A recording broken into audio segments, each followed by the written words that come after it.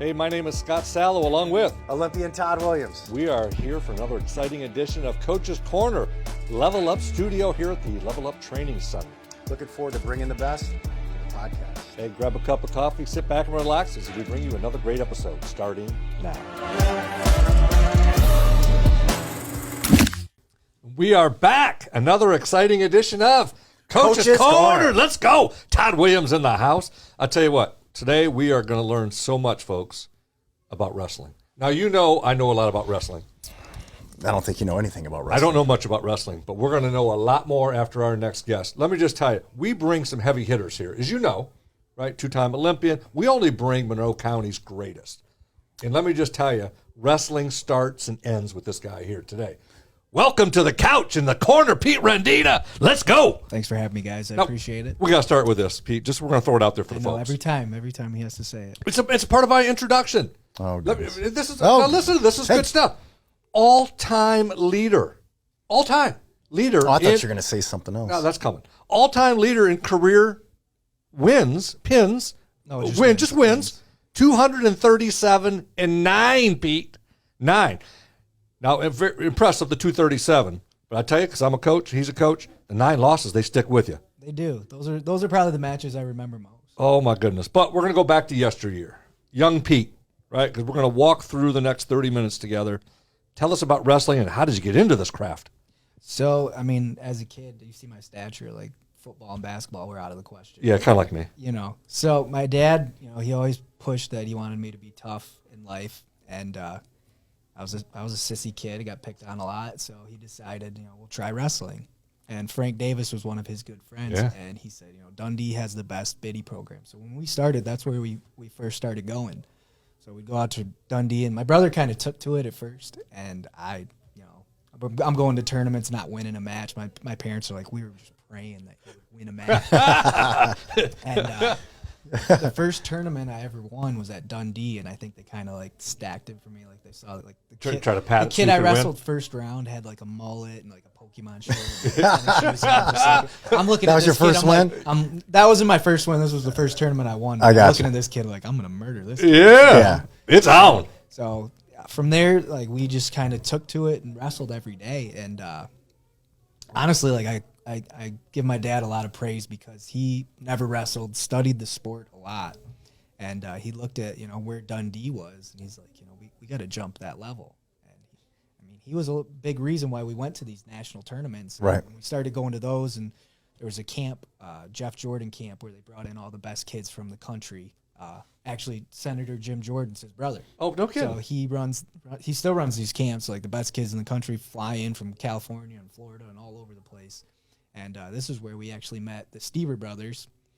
Logan Stever was a 4-time national champ at Ohio State, and that's only 5 guys have done that. So that was my workout partner from like 4th grade to senior year. The best of the best. But we went to this garage at Stever's house, and there's all this lawn equipment around, and every dad in there was just out of his mind. Like every dad was hard on their kids. It was borderline child abuse, but I say borderline, and it's probably just child abuse. Like if CPS found out, like, all the dads would be in jail right now. But every kid in that garage went to a D1 program to wrestle in college. And the Stever brothers both went to Ohio State. Cam Desari went to Ohio State. I went to Michigan. My brother went to Cornell. Chris Phillips had, I think he wrestled a season at North Carolina State. Felipe Martinez, who was one of the youngest ones, he didn't even wrestle his senior year. There was a problem with his dad. But, I mean, every kid in that Who's garage. who of that garage? And that's what we talked about that earlier. It's like you are the people you hang out with the most, right? Yeah. And athletically, whatever it is. I mean, you were in that room, so there was no other way for your mind to think except I'm going to be really, really good. Yeah. It almost forces you. So the expectation was not just to make a team or just to barely make it.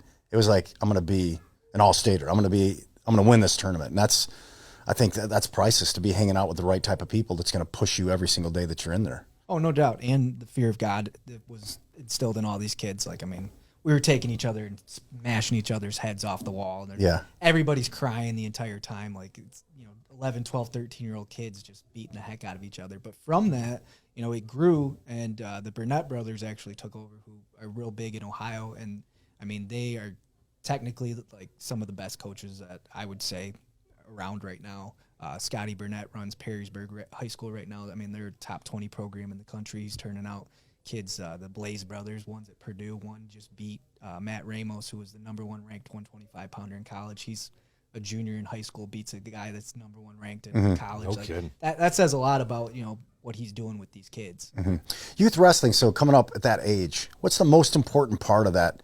Because I know I wrestled at age like 6, maybe 5, 6, 7, 8, and those, I think my last wrestle was 61-pound weight division or something. But what do you think you talk about the aggressiveness and then the technical side. When should the technical side really start to play over the aggressiveness? It differs for each kid, I feel. You see a kid and you think this kid's got it, or this kid might not have it. Right. And I think that's kind of how my brother and I were. Like, they looked at my brother like, he's got it, and they looked at me and they said, he's not going to get it. And I was more technical, whereas my brother was more in your face aggressive. Right. And I think at the youth level, like, we started and like my dad was like, we're wrestling every day. Like we had mats in our basement. We were wrestling Christmas morning, every holiday before Thanksgiving. We were wrestling, like, working on things all the time. And I think at that level, you got to make it fun for the kids, because at that time, like, we looked at it like a job. So like, it's kind of like a love-hate thing. Whereas if I think if you start them out loving it, they're going to embrace that grind. They're going to embrace going to these practices. They're going to look at it like, hey, I love going to these practices. I love working on takedowns. And then, you kind of push them more as they get to, 7th and 8th grade. And once you get to high school, like, this is all in now. Now we're gonna really go all in. Yeah. You mentioned your dad. You mentioned Frank Davis. Other coaches, since this is Coach's Corner, obviously, other coaches that played a role in your wrestling career. Obviously, my head coach, Tim Roberts. You look at the Dundee program. Outstanding. He took what Jim Winterslager had, and he elevated it to another level. And I having him in my corner, I think, was great. Him and Frank Davis were in my corner for every match for my 2 state titles, and I think Roberts knew we had to wrestle the best competition, so he sought out the best tournaments. We were going to Goodrich, which was like one of the top tournaments when I was in high school. We went to the Bay City Duels, which the top teams would come there. We're dueling, #1 ranked team in D1, #1 ranked team in D2. He sought that stuff out. And the other thing that I would equate and give him praise for is he made sure that we were in phenomenal shape. His practices were nuts. Like, he's like, run us through a practice, so some of the kids that are watching, so they understand what real hard work is to get to the next level. So I mean, he ran it kind of military style. So you were running 2 by 2. You do your warm up stuff, you stretch, and he would run through what we're going to do today. He had his little clipboard with his yellow pad, and he wrote out his practices. Yeah. And he would talk to us about things, and no one would say a word, because that's how he ran things. I think as time went on, he got a little more lenient, but when I was there, it was like, you don't say a word, you listen, you do your thing, you stretch. Then we'd break up. He'd go through his drills. We'd go through all our takedowns, our top work, our bottom work, and then we would either get into groups of 4, or we would get matches, and they'd split up the bigger guys, the littler guys, and you'd wrestle a couple matches. But if we were in groups, he would sometimes have fun with it, and he'd pick someone from each group, say, hey, you're the captain, all right, pick your team, and then you got to come up with like a team name. Yeah. And high school kids, you're thinking, so he'd go, what's your team name? And he would just write it down. He'd go, that's your team name. So he would have fun with it.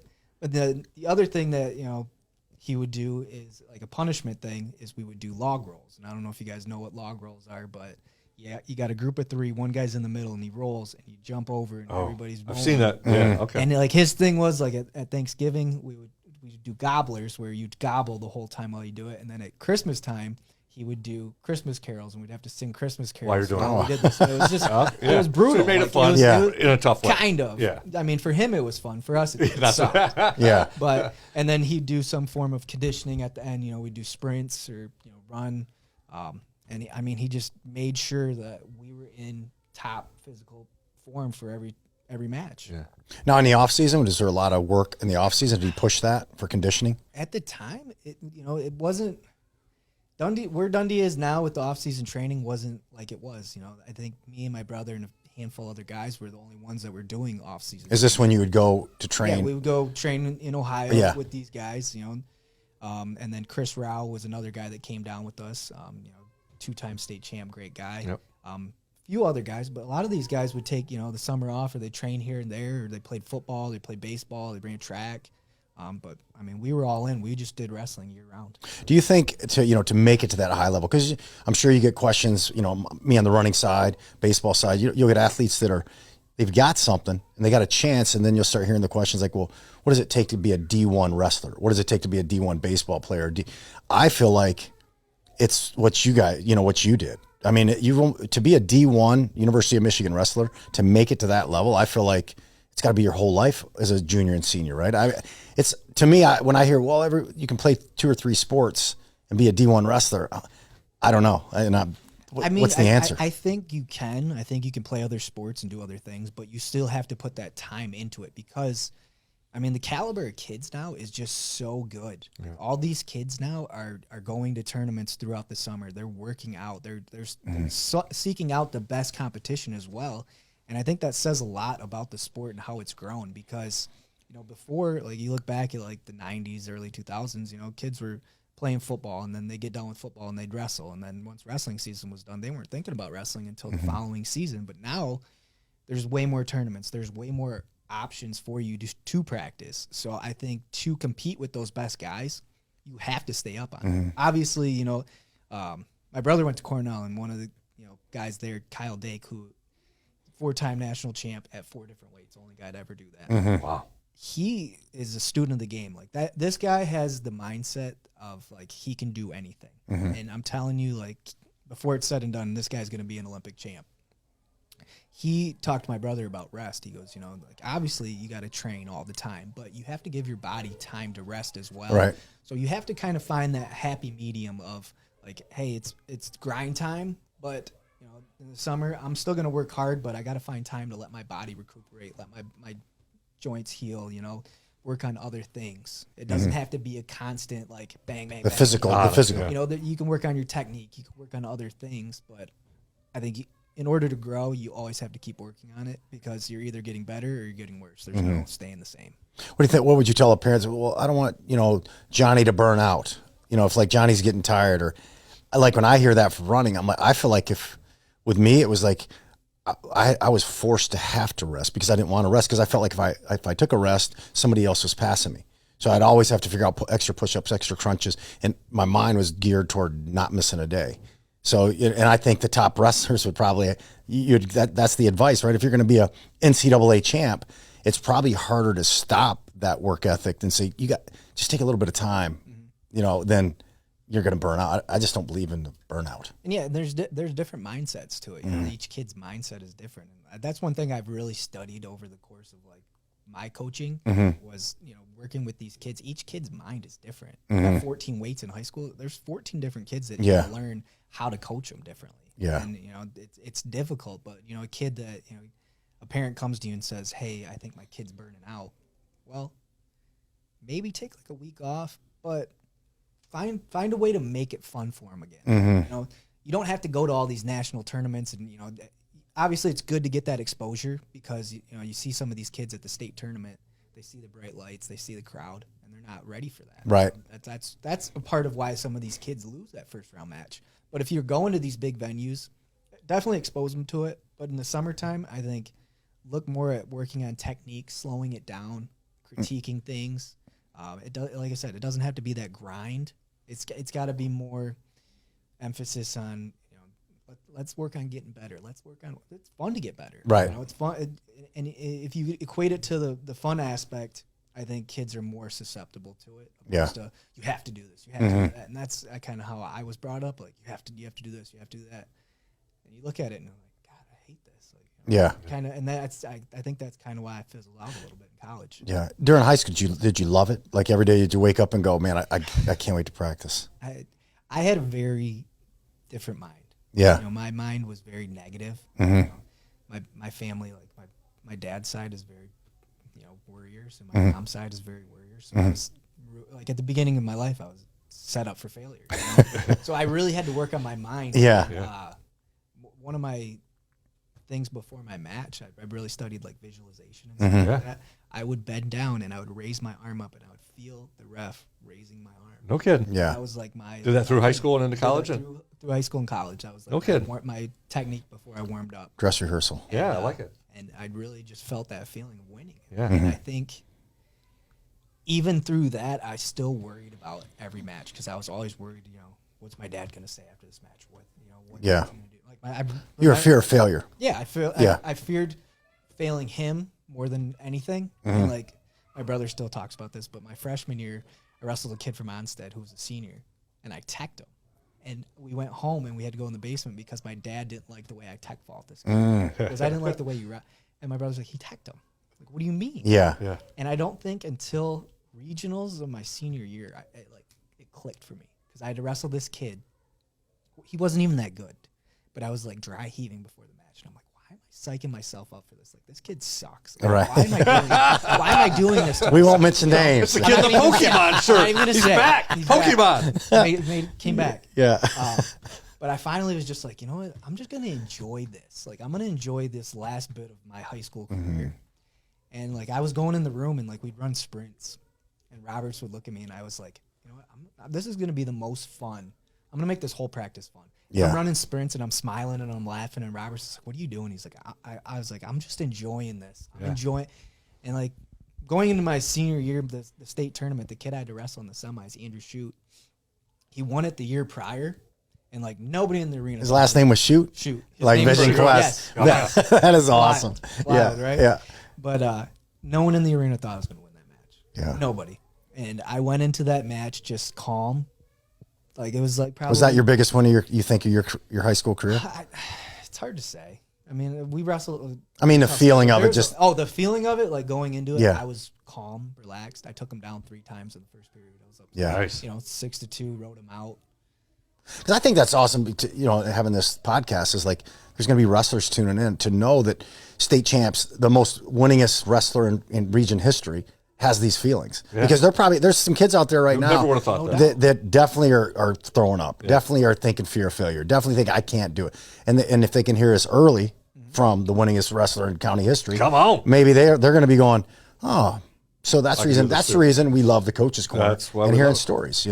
That's It's a story. We never would have known that. And that's one of the reasons I wanted to get into coaching, because I wanted to help kids understand this, because it is such a grueling sport, and there are those crazy dads that are hard on their kids that you want to talk to them and tell them like, hey, maybe pull it back a little bit. I think it's tough though. My pops is pretty. I mean, I'll never forget. I was at. We had a dual meet against Wayne my senior year. I ran I ran the fastest time in the state.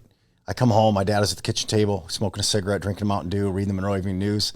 And he wasn't. Yeah, he wasn't. Didn't go to the race. And I come in. He was all dirty from work. And he's like, "Hey, you didn't even really look up." He goes, "How'd it go?" And I said, "I ran the fastest time in the state today." And he goes, "There's a kid in Ohio a lot faster." Yeah, my dad was the same way. Same way. And you know what? But I was like, I just went upstairs and got ready for the next one. But I mean, I think in the positive side to our parents is like they cared so much. Yeah. That's it was tough, but they just cared. And some kids don't get that. They don't have that type of intense care. And I think growing up was hard, but it's like, man, we were kind of blessed to have parents that cared about us so much. For sure. I mean, it was a huge blessing. Like, yeah. Obviously, I needed that push. Yeah. I needed that personally. And I'm very fortunate that my dad was that way. And he'll even look back and say, I did this wrong or that wrong. Yeah. But at the same time, like, some kids need that. Some kids need that foot up their butt to kind of. And think about where that foot took you. It took you to a Division I, University of Michigan, to that level, which is probably, out of all the wrestlers in the United States, less than, I don't know what the percentage is. It's not high. That make it to D1. I mean, it's less than 1%? I would think. Of all the wrestlers? I couldn't tell you the statistics, but it definitely very small amount of them go to D1. D1. Yeah. So support, super hard work, dedication, grind, dealing with failure, and dealing with your mind. That's what I'm hearing. There's a lot of aspects. Yeah. Of it, for sure. Yeah. It's so much more, and like I said, into watching wrestling. We've talked to other wrestlers on the show, and maybe boxers the same way, when it's an individual sport and what all goes into it, the fear of failure and the success, and you visualizing before the match of coming out as a victor. A victor is unbelievable story. So question I have for you. So it was fun for me in high school to watch Todd, and we had other classmates that were doing well athletically, to watch the college recruiting stuff pick up. And that was fun, sitting and talking A lunch, B lunch, whatever it was. So when did it pick up for you? We talked about University of Michigan. So where were you at in your high school career when the colleges started saying, you know what, Pete, you've got what it takes to go next level? So they can't really contact you till like your junior year, basically. But we went to a lot of practices with D1 coaches, D1 wrestlers. So our names were on the radar. But like junior year, I remember like the office, like they call you down, like yeah, Pete Rendina comes out of the office. Todd Williams, yeah, the office letters, come back with your letters. Like here's Harvard, here's Penn State, here's this one. I never got those letters. I never got that phone call. It was a cool feeling to go back to class with like. Do you remember your first letter? I think my first one was from Rider University. Mine was Tri-State. I got Tri-State University. From, like, the They're not even a Ivy university. now. They're not even a university anymore, I don't think. Tri-State I University. got called down. My parents brought in my lunch money once. I had to come down to the office and pick it up. Similar. So yours is what? What was it? I think Rider was the first one I got. But like I got one from Penn State, but Penn State wasn't the Penn State it is. Was it a form letter or was it like Legit, Dear Pete. Yeah, it was like it was probably like a generic one, but it had my Dear- name on it. okay. We I'm have counting interest it. in Yeah. you. I'm counting it, We'd love man. for you to come out for a visit. And like at that time, you had only 5 visits that you could take. And I went to Michigan on my visit, and I signed for Michigan. And I kind of wish I would have took more visits. because when you were coming up, it would have been Iowa who was the top 5? Iowa was really good. Oklahoma State, Oklahoma State, Oklahoma. Rutgers? Iowa State was pretty good. Rutgers wasn't good at that No. time. Rutgers is starting to come up, but like Penn State was decent, but they weren't at the caliber they are now. What made you just go Michigan? It was close to home, and like I just always remember watching like we'd go up to meets up there. Yeah. And stuff, and So it's a it was dream come true. Yeah. And I always been a Michigan fan since I was Yeah. a kid, so like to How cool is that? be able to wrestle there was like Put that M on. it was awesome. Yeah. Let's go blue. All right, I got to ask you a question. So, interesting, we've got a lot in common, right? All of us have competed for our dads, right? Which have been obviously influential in our life. And I would say your dad was kind of he He was was calm. harder. He was Yeah, very calm. I would say he was harder on my brother. My brother was a much better athlete, and he was never hard on me. But it was always when I was coaching. We would win a state championship 4-0, and it wouldn't take just a few minutes after the game. It's like, why didn't you bunt in the second inning? Did you really have to hit and run there in the third? It's like, But he would say it like that. We just won. But he would say it like that. A state championship. The same thing as you. It's like, man, we won, but it wasn't good enough. Or there's somebody in Ohio that's faster than you, you turkey. Yeah. So it was. But as an athlete, it was definitely harder for my brother than me because I wasn't very good. But your dad wasn't a yeller. No, it was more matter of fact. Yeah. More matter of fact. But anyway, so now you're coaching, right? You're done with your college career. You're coaching at Woodhaven, coaching at Dundee a little bit. So here's a good one there. How would you have coached yourself as an athlete, knowing what you were doing at Dundee? Now you're a coach. How would you have coached yourself differently? Or would you have done it differently? I don't know if I would have done it differently because I would do exactly what Tim Roberts did. Like he kind of played that devil's advocate with my dad. Yeah. My dad's gonna be there no matter what. But he would just kind of tell me like, hey, appease him, do what he wants, but you got to do it for you. Yeah. And like a lot of these kids at Woodhaven, it's a completely different atmosphere than what I was at Dundee. Like Woodhaven is a D1 school, but the thing that I saw, I don't know if it was with every sport, these kids either come from like the poorest of poor or like higher middle class. Yeah. So it's a very different caliber of kids, and there was a lot more athleticism at Woodhaven than there was at Dundee. Like Dundee, like when I was there, was like they were all farm kids, so like there wasn't a lot of like athletes, just strong, tough-nosed kids.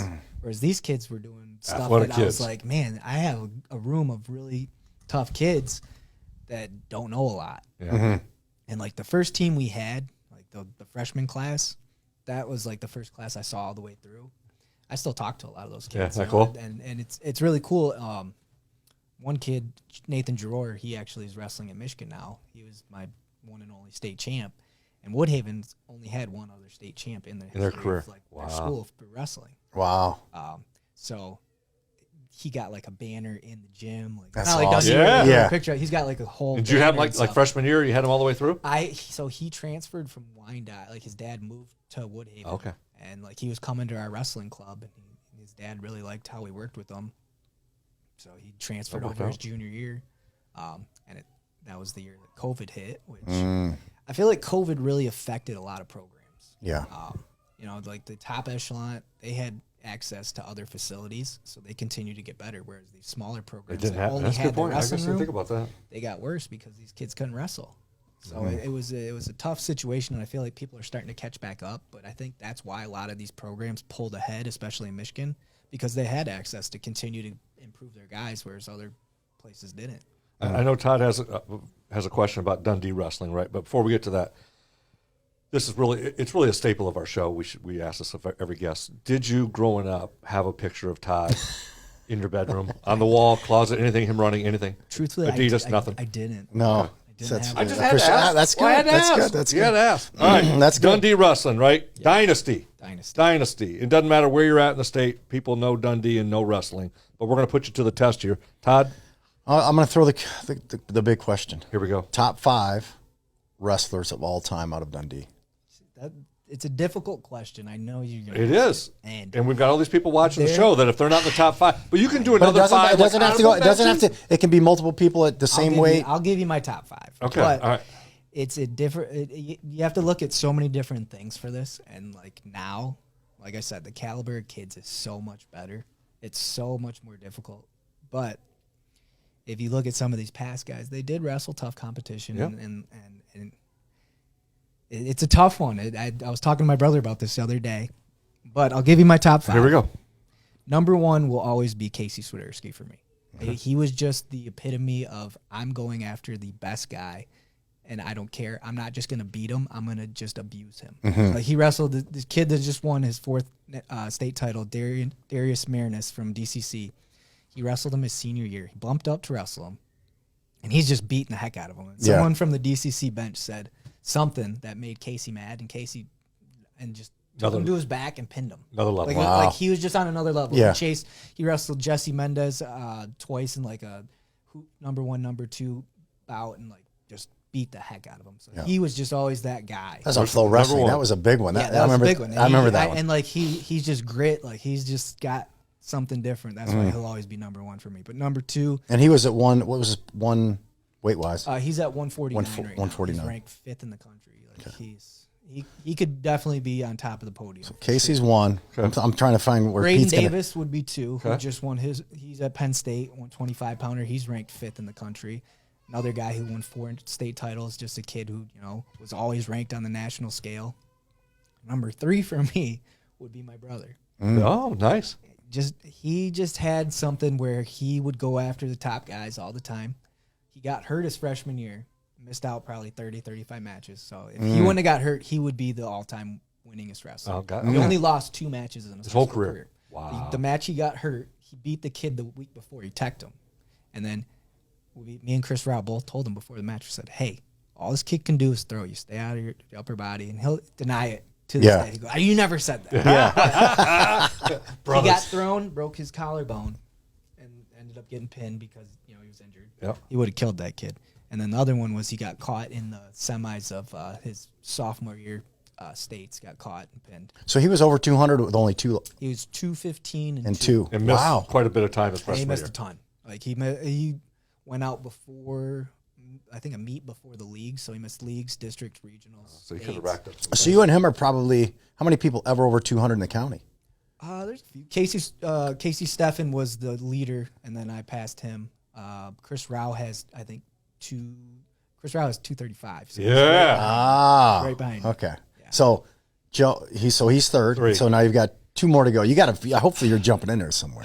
No, I'm not. You're not going to put yourself in I'm there. not in the He top wrestled 5. at Michigan. Pete, you're the all-time leader.